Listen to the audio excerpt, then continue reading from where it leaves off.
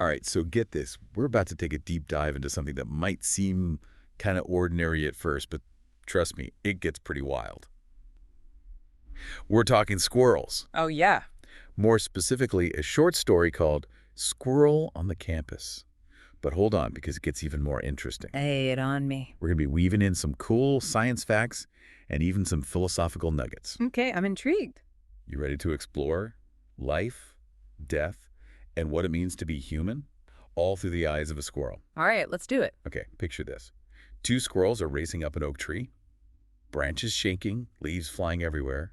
Suddenly, SNP. One of the squirrels is down for the count, lying there on the ground.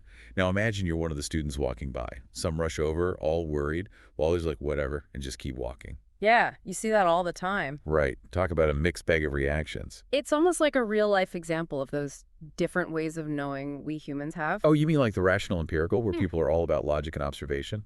Then you've got the rational metaphysical folks pondering those big picture questions about life and existence. And let's not forget those who lean toward mythopoetic expression, finding meaning through stories and symbols. Oh, right.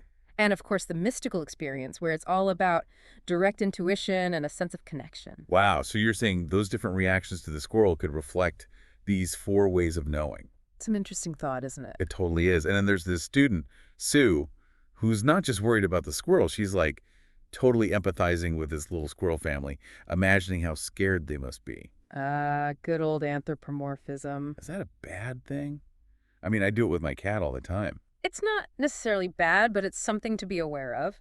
How so? Well, we're projecting our own human feelings and motivations onto animals. Okay, yeah, I can see how that might not always be accurate. Right, and sometimes it leads to misunderstandings. Like maybe the other squirrel isn't actually worried sick, huh? I mean, the zoology notes we have mentioned that red squirrels are pretty solitary creatures. Oh, that's right.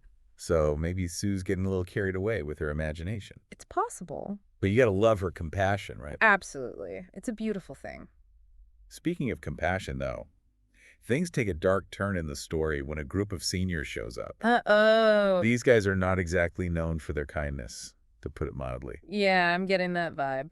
One of them even starts throwing acorns at the injured squirrel. That's awful. It's like he's playing some twisted game, teasing it with food when it can't even move. So messed up. And remember that definition of aggression we highlighted? You mean the one about it being intentional, driven by anger and hostility? Yes. Yeah. These seniors are definitely checking all those boxes. Their behavior is totally textbook. It really makes you wonder what's going on in their heads. Right, like what drives them to be so mean? Is it something inside them, or is it the whole senior thing, like they're trying to act tough? It's hard to say for sure, but the story definitely raises some interesting questions about human nature. For sure. And then there's this one part where it talks about Fred, the student who actually tried to help the squirrel. Well, he ends up getting beat up for it by those same seniors. Oh, no. Yeah, it's pretty intense. And then the scene cuts back to the injured squirrel all alone. Heartbreaking. It is. And then, bam, the story hits us with this mind-blowing science fact. Turns out, humans and squirrels are more similar than you might think, at least at a molecular level. We are. It's amazing to think about. We're all made of the same basic stuff, right?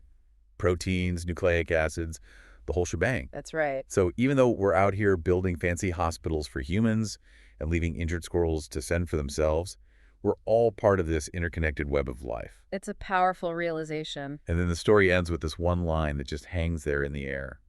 Then you could die at home. Whoa, yeah. It's like a total gut punch, right? Yeah.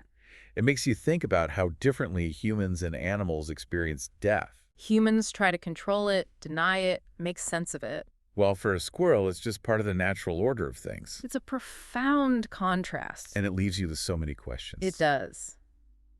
Welcome back for round 2 of our squirrel saga. You guys ready to dive even deeper into this squirrel on the campus story? Oh, I am so ready. We left off with those seniors being, well, not so nice. Yeah, not exactly model citizens, those guys. And it got me thinking about that scene where one of them is chucking acorns at the injured squirrel. Like some kind of messed up game, right? Yeah, exactly. The squirrel's obviously in pain, probably terrified. But that senior is so caught up in his own little world, he can't even see it. Like he's completely missing the point. And that actually brings up a really fascinating point about perception. Go on. We humans, we have this tendency to impose our own ideas and interpretations onto situations. even when those interpretations are totally off base. Sometimes, yeah. It's like we're wearing these mental blinders. So we're not really seeing reality as it is, but rather how we think it should be. Exactly. And, it makes me think about that whole idea of what's academic versus what's real. Okay. I'm listening. We've got those dictionary definitions, right? Yeah.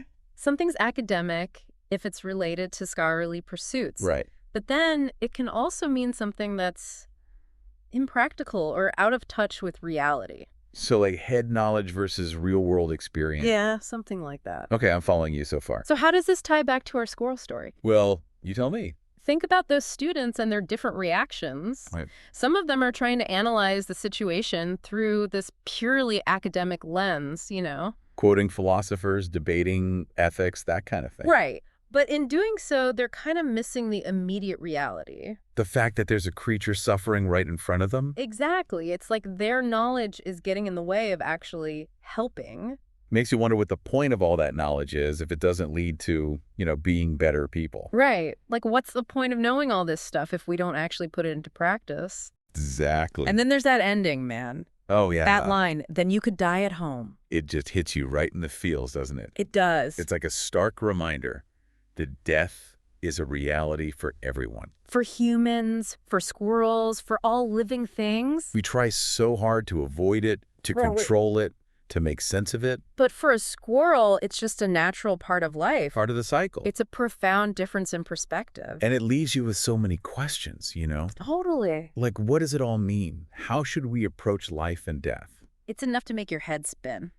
So, for our listeners out there, how do we connect these big ideas to our everyday lives? Well, think about it this way. Okay. We all encounter suffering in some form or another. Whether it's our own pain, or seeing someone we care about struggling, or witnessing injustice in the world. And just like those students in the story, we're faced with a choice. How do we respond? Do we act with empathy, like Sue, or do we turn away? And what about when we see people being cruel, like those seniors? Do we have the courage to stand up and say something, or do we just look the other way? Those are some tough questions, man. They are, but this story, it challenges us to grapple with them. To figure out where we stand, what our values are, and how we want to live our lives. And sometimes it feels like the world's problems are just too big to solve. Right.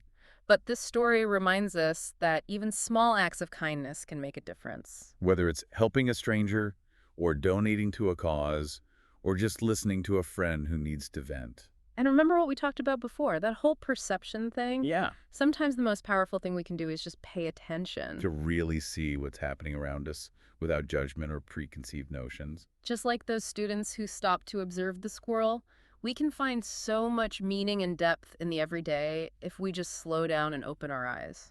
It's like hitting the pause button on life and really taking it all in. Yeah, exactly. Okay, so we're back for the final part of our squirrel-inspired deep dive. You ready to bring it all home? I am. We've been through the story, tackled some big ideas, and now it's time to connect it all back to, well, you. Right, our listeners. Because believe it or not, this little story about a squirrel falling out of a tree has a lot to say about how we navigate this crazy thing called life. It's easy to dismiss it, like, oh, it's just a story. But those themes, they're everywhere, playing out in our lives all the time. Exactly. I mean, think about it. We've all seen someone struggling, right? A friend going through a rough patch, someone asking for help on the street, heck, even just a lost dog looking all confused.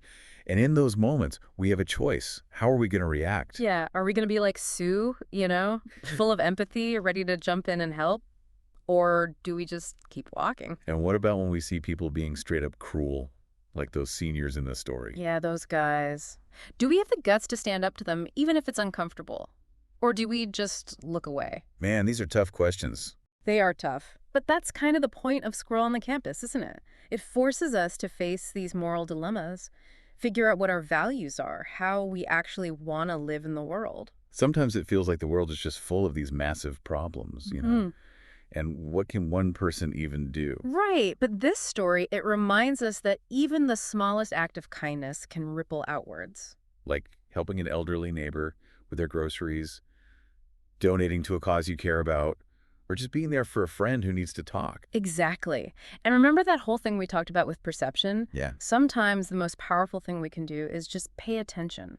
really see what's happening around us without judgment, without all our preconceived notions. Like those students who stop to look at the squirrel, we can find so much depth, so much meaning in the everyday. If we just slow down, open our eyes. It's like hitting pause on autopilot and really taking it all in. The good, the bad, the beautiful, the heartbreaking. Man, that's powerful.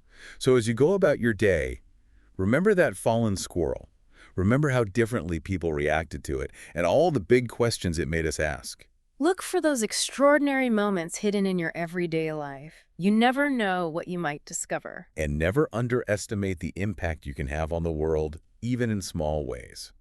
So that wraps up another deep dive. Thanks for hanging out with us today. We had a blast exploring this story with you. We hope you learned something new, maybe even saw the world around you a little differently.